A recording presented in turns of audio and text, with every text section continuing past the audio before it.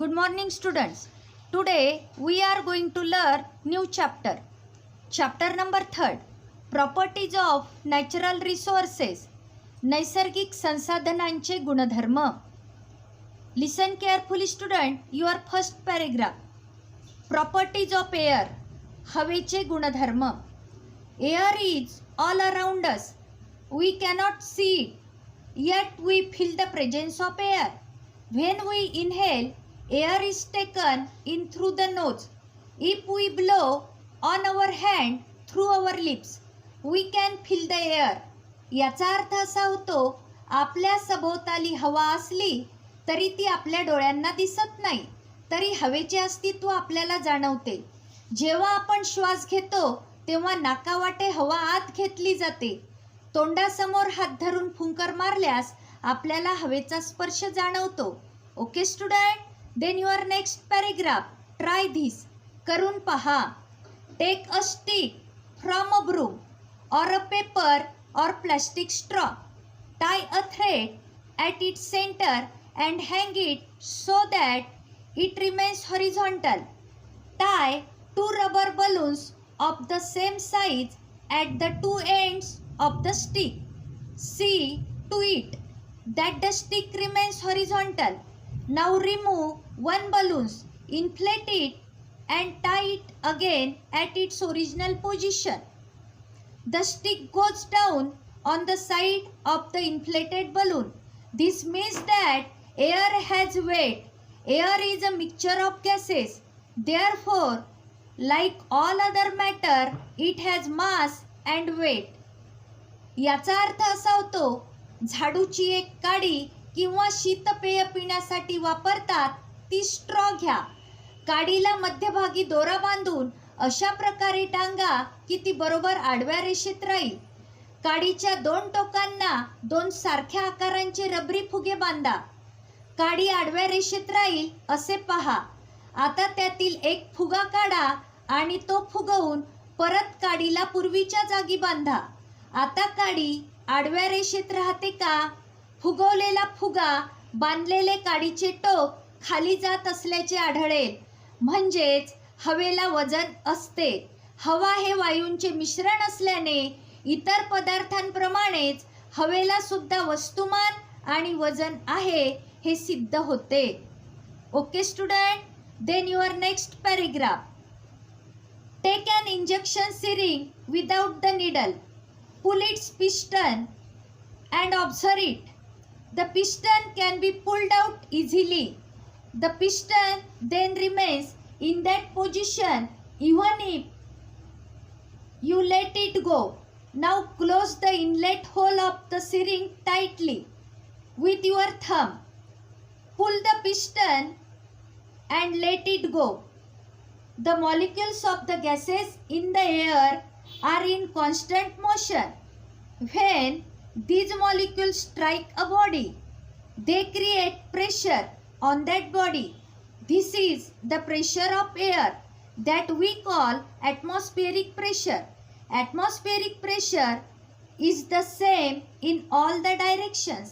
याचा अर्थ असा होतो, सुई नसलेली इंजेक्शनची एक सिरीज घ्या, तिचा दट्ट्या ओढा व त्यावेळी दट्ट्याचे निरीक्षण करा. दट्ट्या सहजपणे बाहेर ओढता येतो. बाहेर ओढलेला दट्ट्या हात सोडल्यावरही तसाच राहतो. आता सिरीजचे छिद्र अंगठ्याने घट्ट बंद करा व दट्ट्या बाहेर ओढता येतो का? व नंतर हात सोडून द्या. दट्ट्या बाहेर ओढण्यासाठी जास्त जोर लावावा लागतो का कमी? हात सोडल्यावर दट्ट्या तसाच राहतो का? हवेमधील वायूंचे रेणू सतत हालचाल करत असतात. हे रेणू जेव्हा एखाद्या वस्तूवर आदळतात तेव्हा त्या वस्तूवर ते दाब निर्माण करतात. हवेच्या या दाबालाच आपण वातावरणाचा दाब असे म्हणतो. वातावरणाचा दाब सर्व दिशांनी समान असतो हे आपल्या लक्षात येईल. Okay student, then your next paragraph. Do you know. माहीत आहे का तुम्हाला? Under ordinary conditions atmospheric pressure at sea level is about 1,01,400 newtons per square meter. It can be measured with the help of a barometer As we go higher above sea level, atmospheric pressure decreases. याचा अर्थ असा होतो, वातावरणाचा दाब समुद्र सपाटीपासून उंच जाताना कमी कमी होत जातो. Okay student. Then your next paragraph, a little fun. थोडी गंमत. Place a piece of cardboard on the mouth of a glass filled completely with water. Holding the cardboard firmly in place with one hand, invert the glass quickly.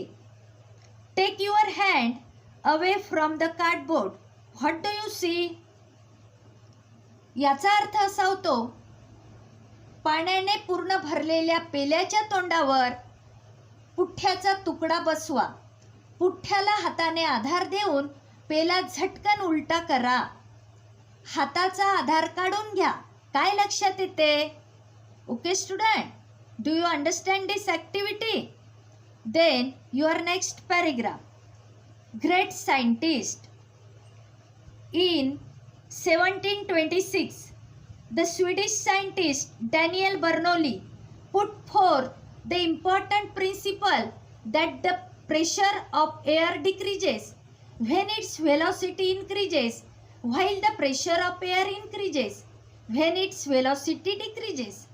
याचा अर्थ असा होतो, Daniel Bernoulli या Swedish शास्त्रज्ञाने 1726 साली महत्त्वाचे तत्व मांडले की हवेचा वेग वाढला तर तिचा दाब कमी होतो आणि या उलट जर हवेचा वेग कमी झाला तर दाब वाढतो. Okay student, do you understand? Then your next paragraph. Observe and discuss. निरीक्षण करा व चर्चा करा. Take some water in a plastic cup and hold a straw upright in it. Hold a small piece of another straw near the upper end of the first straw and perpendicular to that straw. Blow hard through the small piece of straw. You will see the fountain of water. This straw fountain works on Bernoulli's principle. याचा अर्थ असा होतो, एका प्लॅस्टिकच्या कपामध्ये पाणी घेऊन त्यामध्ये एक स्ट्रॉ उभी धरा. दुसऱ्या एका स्ट्रॉचा लहान तुकडा पहिल्या स्ट्रॉच्या वरच्या तोंडाजवळ काटकोनात धरा. स्ट्रॉच्या लहान तुकड्यातून जोराने फुंकर मारा. तुम्हाला पाण्याचा फवारा उडताना दिसेल. जेवढ्या जोरात फुंकर माराल तेवढ्या मोठ्या प्रमाणात फवारा उडत असल्याचे लक्षात येईल. स्ट्रॉचा हा फवारा बर्नोलीच्या तत्वावर कार्य करतो. स्ट्रॉचा हा फवारा बर्नोलीच्या तत्वावर कार्य करतो हे तुमच्या लक्षात येईल. Okay student, do you understand this paragraph? Okay. Then you write down your homework. Write down student your first question. Which are the gases present in air? Which are the gases present in air? हवेमध्ये कोणकोणते वायू असतात? हवेमध्ये कोणकोणते वायू असतात? Then your second question. What are the uses of the various gases in air? What are the uses of the various gases in air? हवेमध्ये असलेल्या वेगवेगळ्या वायूंचे उपयोग कोणते ते लिहा. Okay student, do you understand? Okay, have a nice day.